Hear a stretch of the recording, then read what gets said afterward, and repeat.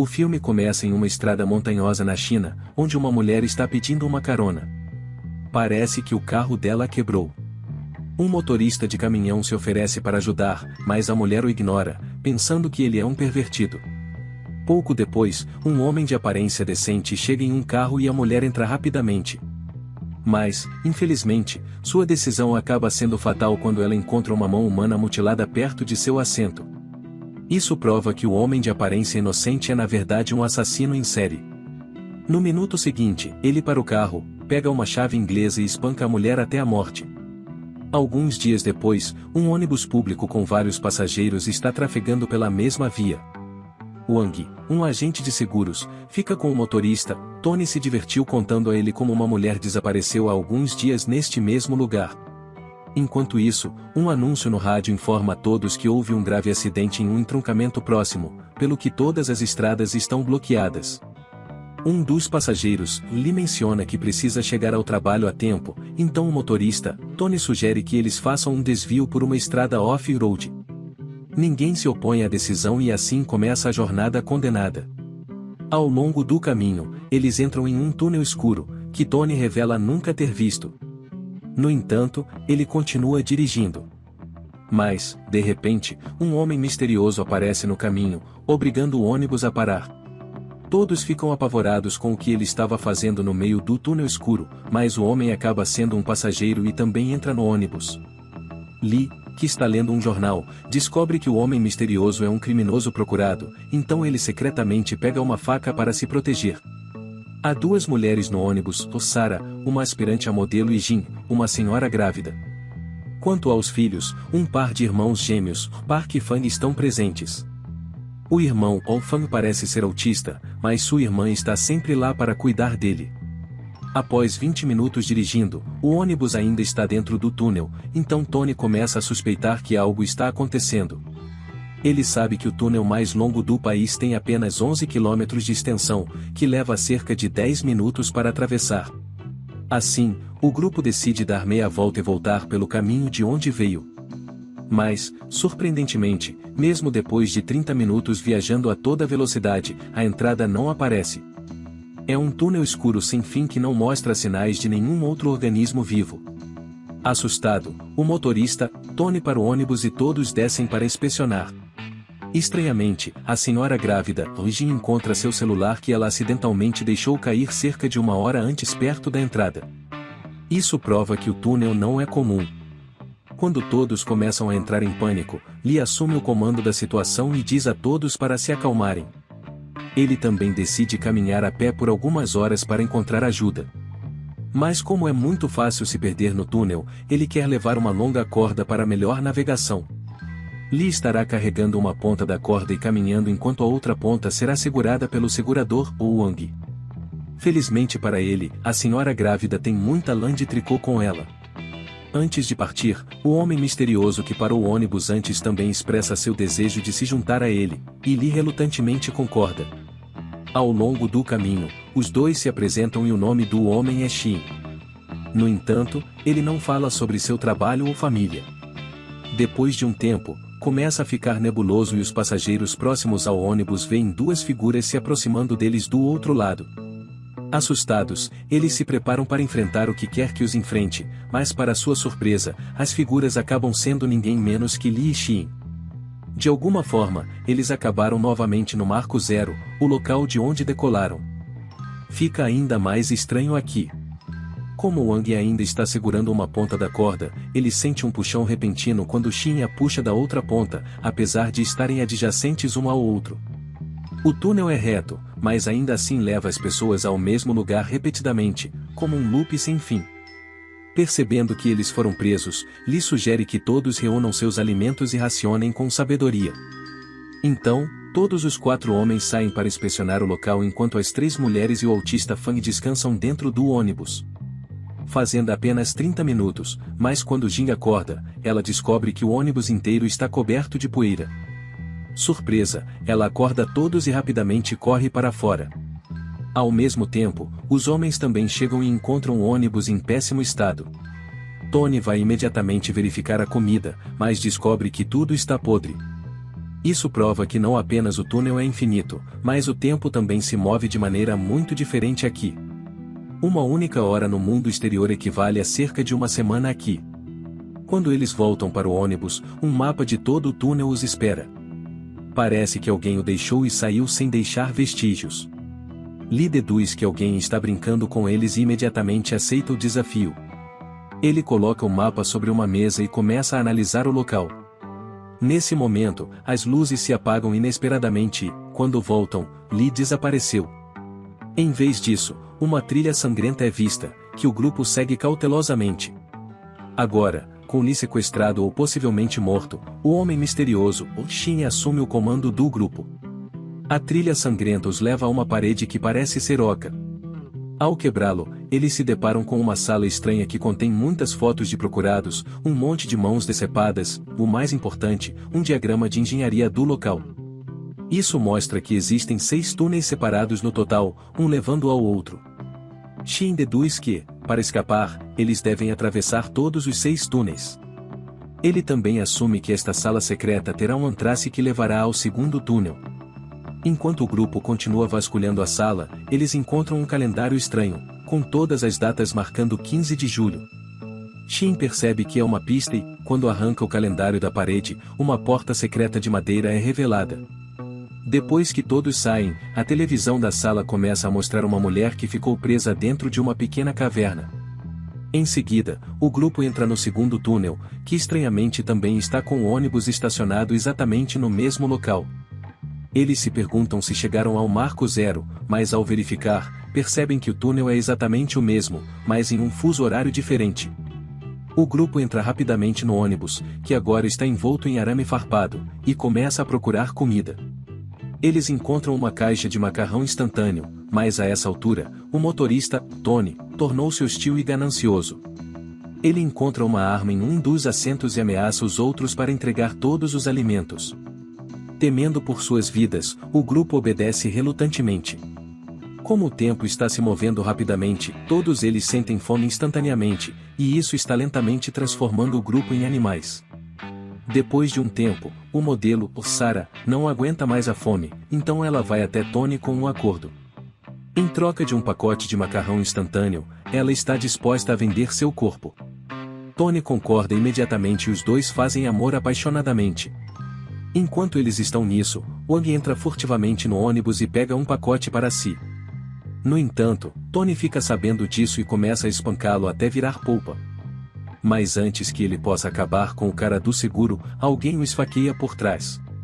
Logo, o restante do grupo chega ao local e fica chocado ao presenciar o assassinato. Apesar disso, Wang não se preocupa e começa a procurar um pacote de comida que deixou cair antes. Quando ele se agacha embaixo do ônibus, ele encontra um bueiro. O grupo imediatamente empurra o ônibus e entra no bueiro, por onde chegam a outra sala misteriosa. Este também tem algumas fotos estranhas e partes humanas mutiladas. Além disso, a televisão mostra que a mulher de antes está se afogando lentamente dentro da caverna. Desconsiderando isso, o grupo procura uma rota de saída e novamente encontra o mesmo calendário ali. Ao removê-lo, outra porta secreta é revelada. Logo, todos passam por ele e finalmente chegam ao terceiro túnel. Mas para sua surpresa, este túnel está úmido e mais escuro do que antes. O ônibus também está presente ali, mas foi invadido por roedores e cobras. Desesperado por comida, Wang come um macarrão podre, do qual se arrepende instantaneamente. Ao vê-lo nessa condição, Jin tem pena dele e lhe entrega um biscoito.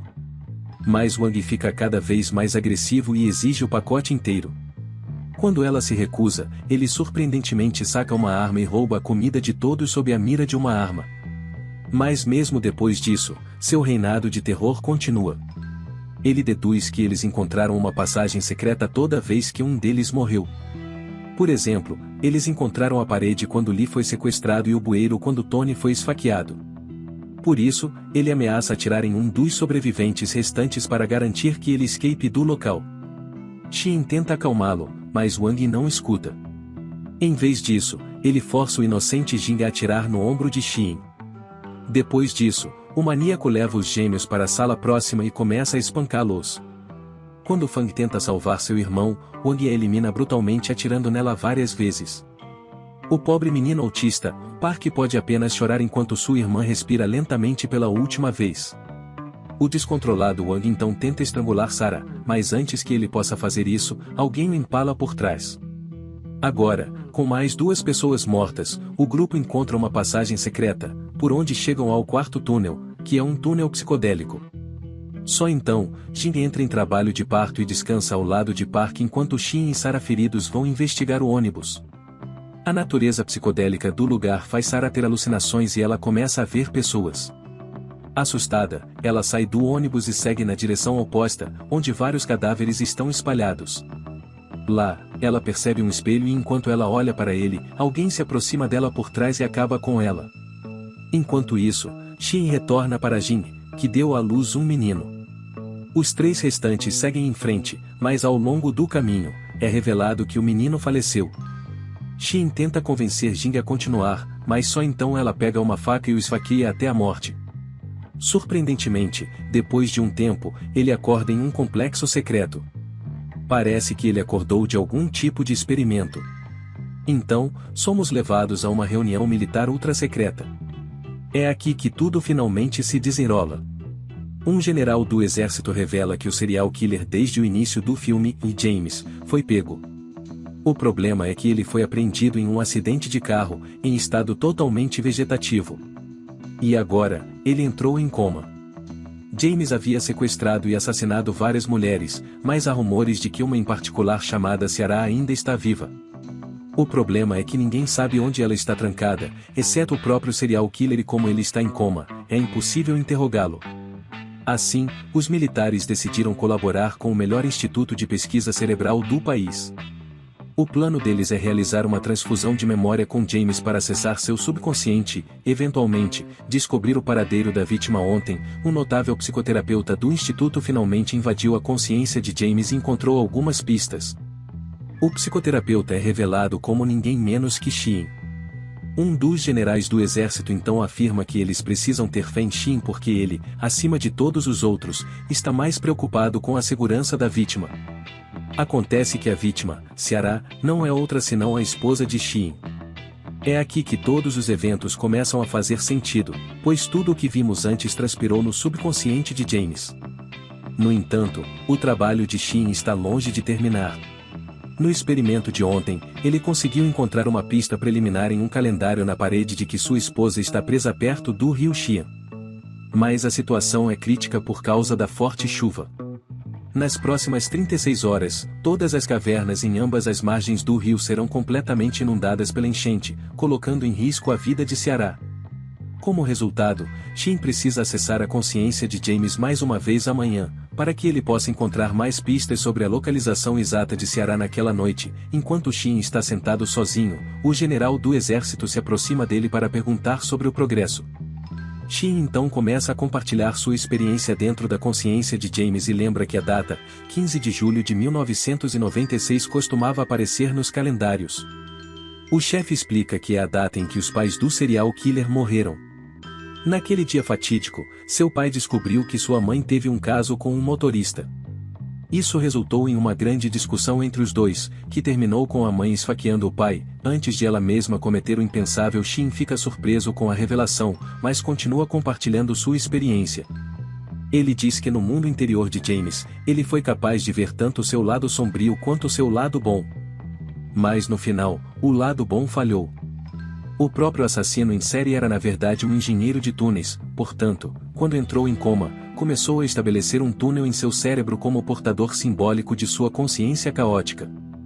O túnel em sua consciência é apenas um loop morto que leva a lugar nenhum. Quando Shin entrou no cérebro de James, seu objetivo inicial era tirá-lo desse loop infinito, para que James pudesse acordar do coma. No entanto, ele não esperava que houvesse tantas personalidades divididas.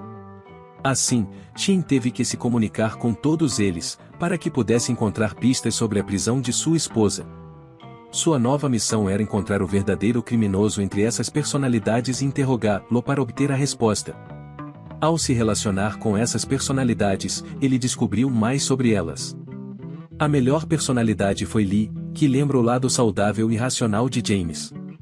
Havia esperança de que essa boa personalidade pudesse superar os outros e tirar James desse loop. Infelizmente, ele desapareceu repentinamente depois que as luzes do túnel se apagaram.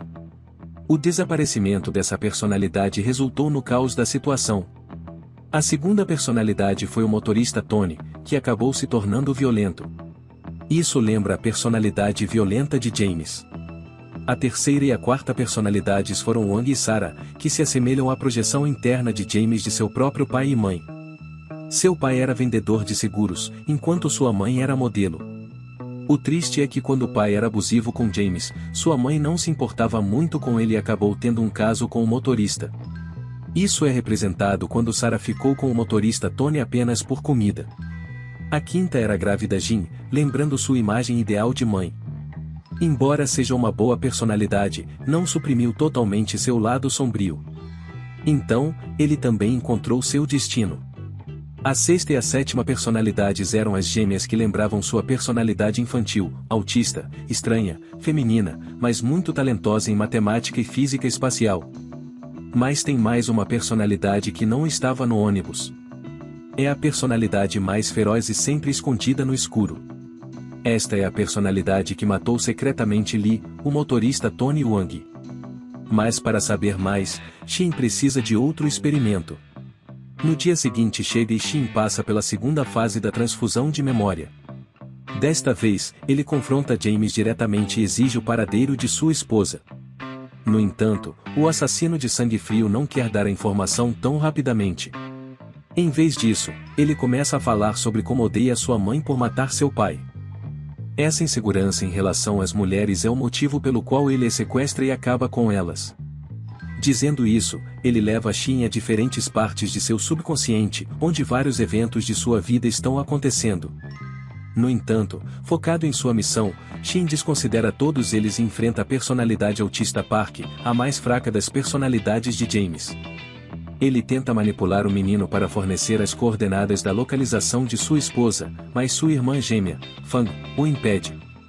Em seguida, Shin é transportado para uma sala de cinema, onde encontra o verdadeiro mal por trás de todos os assassinatos dentro do túnel. É revelado ser ninguém menos que o próprio Shin. Acontece que o subconsciente de James é tão confuso e maligno que quem olha para ele também começa a pensar como um serial killer.